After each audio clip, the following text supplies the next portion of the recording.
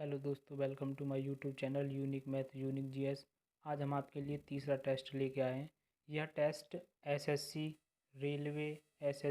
Railway NTPC group D और UP police और army के लिए बहुत ही ज़्यादा हेल्पफुल है। तो चलिए टेस्ट को स्टार्ट करते हैं। तो दोस्तों, इस टेस्ट में 15 क्वेश्चन हैं और आपको 15 क्वेश्चन में से अटैम्प्ट करने हैं। जितना भी स्कोर होता है आप लास्ट में कमेंट करके बताइए। तो आपके स्क्रीन पर पहला क्वेश्चन आ चुका है। प्रथम विश्व युद्ध कब प्रारंभ हुआ था? तो आपको बताना है कि जो प्रथम विश्व युद्ध है वो कब आरंभ हुआ था। तो आपके ऑप्शन आपके सामने दिए हैं स्क्रीन पे। 1914, 1918, 1939 और 1945। तो आपको आंसर बताने के लिए 4 ऑप्शन दिए गए और 4 सेकंड का आपको समय दिया था। तो आपका टाइम स्टार्ट होता है।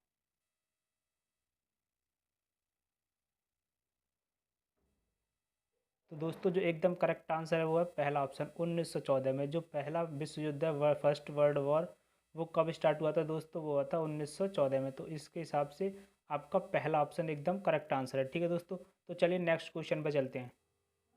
दोस्तों, अगला क्वेश्चन आपके सामने आ चुका है। द्वितीय विश्व युद्ध कब आरंभ हुआ था? तो आपको बताना है जो द्वितीय विश्व युद्ध था, सेकेंड वर्ल्ड वॉर, वो कब आरंभ हुआ था।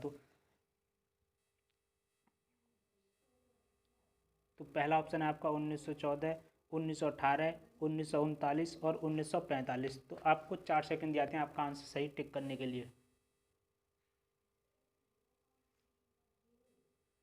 तो दोस्तों, जो एकदम करेक्ट आंसर है वो सी ऑप्शन है। जो सेकंड वर्ल्ड वार था, द्वितीय विश्व युद्ध था, वो 1939 में दोस्तों स्टार्ट हुआ था और 1945 में एंड हुआ था, ख़त्म हुआ था। ठीक है दोस्तों, तो सेकंड वर्ल्ड वार के बारे में मैंने आपको बता दिया कि 1939 सी ऑप्शन मतलब आपका सही हो जाएगा। और जो डी ऑप्शन है 1945, उसको द्वितीय विश्व युद्ध खत्म हुआ था। चलिए दोस्तों, नेक्स्ट क्वेश्चन पे चलते हैं आपके।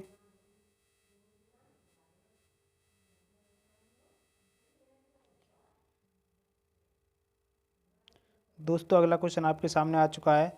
वर्तमान में भारतीय संविधान में कुल कितनी अनुसूचियां हैं, शेड्यूल कितनी है? तो आपको बताना है जो हमारा संविधान है उसमें कितने शेड्यूल्स हैं, कितनी अनुसूचियां हैं। तो आपके सामने ऑप्शन पहला है 14, 18, 12 और 8। तो आपको सही आंसर टिक करने के लिए 4 सेकंड दिया जाता है। ठीक है दोस्तों, तो दोस्तों एकदम करेक्ट आंसर है आपका सी 12। कितने शेड्यूल हैं अब? 12। और जब आपका संविधान बना था तो तब कितनी थी? 8 थी। लेकिन अब वर्तमान में कितनी हो गई हैं?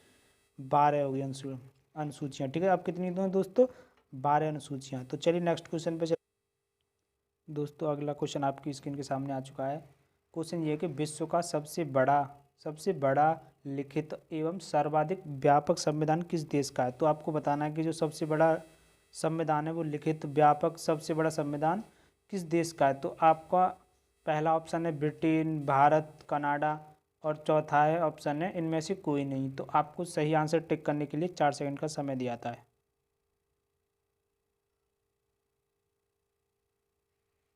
तो जो दोस्तों, जो एकदम करेक्ट आंसर है आपका बी ऑप्शन, भारत। भारत एक ऐसा देश है जिसका संविधान लिखित में मतलब रिटेन में सबसे बड़ा और सबसे व्यापक है। ठीक है दोस्तों, तो कौन इसका आंसर कौन सा सही हो जाएगा? B option, Bharat. ठीक है दोस्तों, चलिए नेक्स्ट क्वेश्चन पे चलते हैं। अगला क्वेश्चन दोस्तों आपके सामने आ चुका है। भारतीय संसद में कितने सदन हैं? तो आपको बताना है कि जो हमारी भारतीय संसद है, पार्लियामेंट है, उसमें कितने सदन हैं? 1, 2, 3, 4। तो आपको सही आंसर टिक करने के लिए 4 सेकंड का समय दिया जाता है।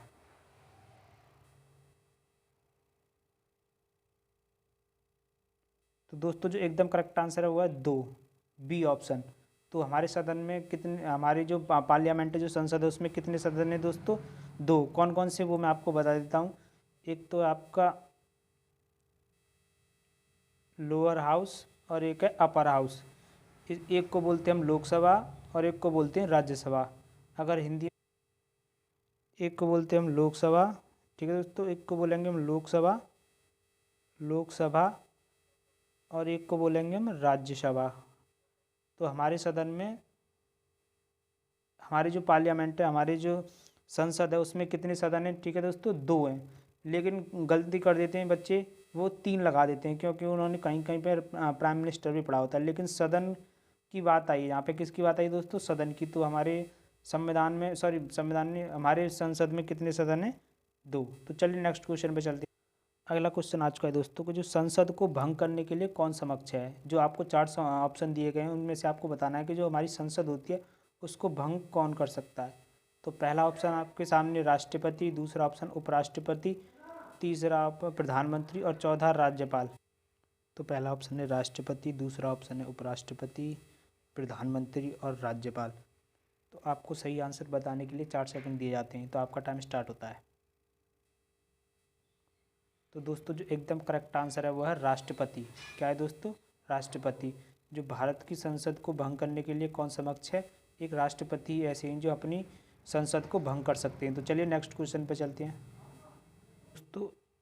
तो दोस्तों अगला क्वेश्चन आपके सामने आ चुका है कि राज्य मंत्री परिषद किसके प्रति उत्तरदायी होती है। ठीक है दोस्तों, जो राज्य मंत्री परिषद है वो आपको बताना है वो किसके प्रति उत्तरदायी होती है। पहला ऑप्शन है राष्ट्रपति, विधानसभा, प्रधानमंत्री, राज्यपाल।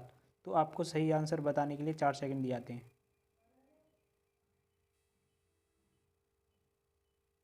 तो दोस्तों एकदम जो इसका जो एकदम करेक्ट आंसर है वो है बी ऑप्शन, विधानसभा।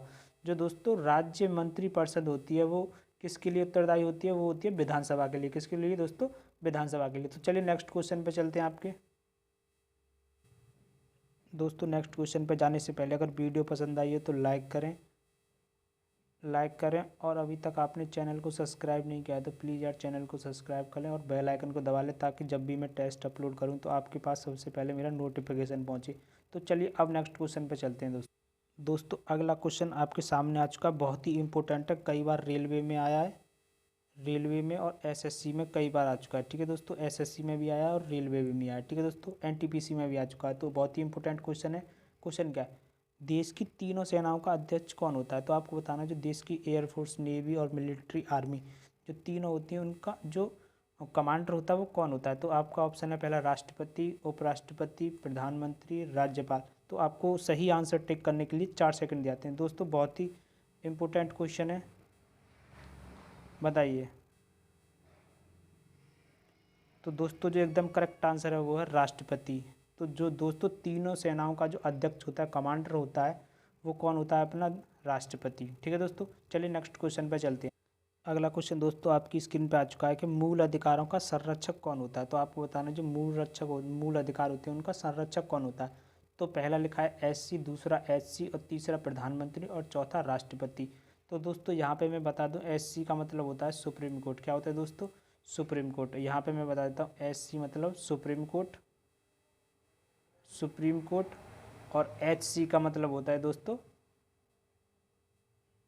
और आपका एससी का मतलब होता है दोस्तों हाई कोर्ट। एससी का मतलब होता है हाई कोर्ट।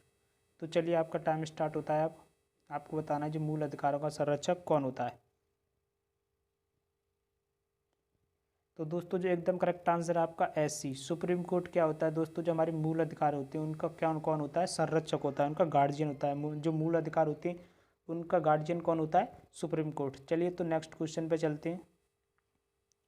तो दोस्तों अगला क्वेश्चन आपके सामने आ चुका है। क्वेश्चन ये है कि राज्यसभा का पदेन सभापति कौन होता है। जो हमारी राज्यसभा होती है उसका जो पदेन सभापति होता है वो कौन होता है। तो पहला ऑप्शन है राष्ट्रपति, दूसरा उपराष्ट्रपति, तीसरा प्रधानमंत्री, चौथा राज्यपाल। तो आपको 4 सेकंड दिए जाते हैं आपका सही आंसर टिक करने के लिए। तो आपका टाइम स्टार्ट होता है। तो दोस्तों जो एकदम करेक्ट आंसर है वो है उपराष्ट्रपति। जो हमारी राज्यसभा का जो सभापति होता है वो कौन होता है? उपराष्ट्रपति, यानी कि वाइस प्रेसिडेंट। तो चलिए नेक्स्ट क्वेश्चन पे चलते हैं। तो चलिए दोस्तों नेक्स्ट क्वेश्चन आ चुका है आपके सामने, मौलिक अधिकारों का निलंबन कौन कर सकता है। तो आपको बताना है जो हमारे मौलिक अधिकार होते हैं उनका निलंबन कौन कर सकता है। तो पहला ऑप्शन है मुख्य न्यायाधीश, अगला ऑप्शन है उपराष्ट्रपति, प्रधानमंत्री, राष्ट्रपति। तो आपका सही आंसर करने के लिए 4 सेकंड जाते हैं। और दोस्तों इस क्वेश्चन का आंसर मैं नहीं बताऊंगा, इस क्वेश्चन का आंसर जो आपको कमेंट बॉक्स में डालना है। तो चलिए नेक्स्ट क्वेश्चन पे हम चलते हैं।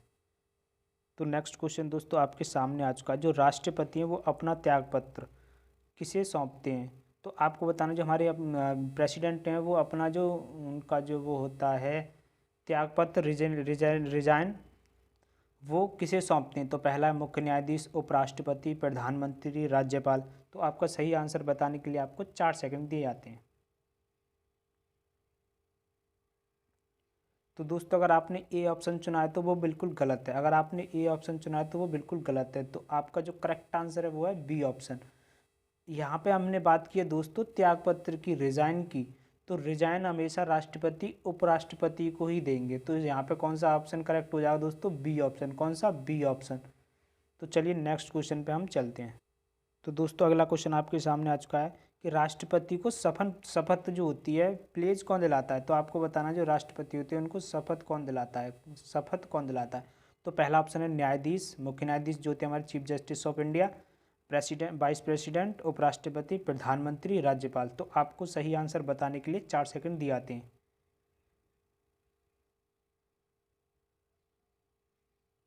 तो दोस्तों जो एकदम करेक्ट आंसर है आपका वो है मुख्य न्यायाधीश, चीफ जस्टिस ऑफ इंडिया। तो राष्ट्रपति को शपथ कौन दिलाता है? Chief justice of India. और जो राष्ट्रपति अपना जो रिजाइन किसे देते हैं वो उपराष्ट्रपति को देते हैं। तो कंफ्यूज नहीं होना है, ठीक है दोस्तों। तो चलिए नेक्स्ट क्वेश्चन।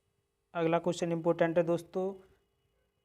संसद के कितने सत्र होते हैं? तो आपको बताना है संसद के कितने सत्र होते हैं। तो पहला ऑप्शन है बजट सत्र। तो पहला ऑप्शन है आपका बजट सत्र, दूसरा ऑप्शन है मानसून सत्र, और तीसरा शीतकालीन, और चौथा है चारों ही, यानी कि तीनों ही। तो आपका सही आंसर बताने के लिए 4 सेकंड जाते हैं। तो दोस्तों जो संसद के जो सत्र होते हैं वो बजट सत्र भी होता है, मानसून सत्र भी होता है, शीतकालीन सत्र भी होता है। तो हमारी जो संसद में वो 3 सत्र होते हैं। और हर जो सत्र का वो टाइम है वो 6 महीने से ज़्यादा नहीं होना चाहिए, इसीलिए हमारे यहाँ 3 सत्र होते हैं। तो इसका ऑप्शन हो जाएगा डी, यानी कि तीनों करेक्ट। तो चलिए नेक्स्ट क्वेश्चन पे चलते हैं। तो दोस्तों बस आज के लिए इतने ही क्वेश्चन। अगर वीडियो पसंद आई हो तो लाइक करें, कमेंट करें, और टेस्ट को ज़्यादा से ज़्यादा शेयर करें। और अभी तक आपने चैनल को सब्सक्राइब नहीं किया तो चैनल को सब्सक्राइब कर लें और बेल आइकन दबा लें, ताकि ऐसे ही टेस्ट आपके लिए मैं लाता रहूँ। चलिए थैंक यू, पढ़ते रहिए, मुस्कुराते रहिए, धन्यवाद। मिलते हैं नेक्स्ट वीडियो में।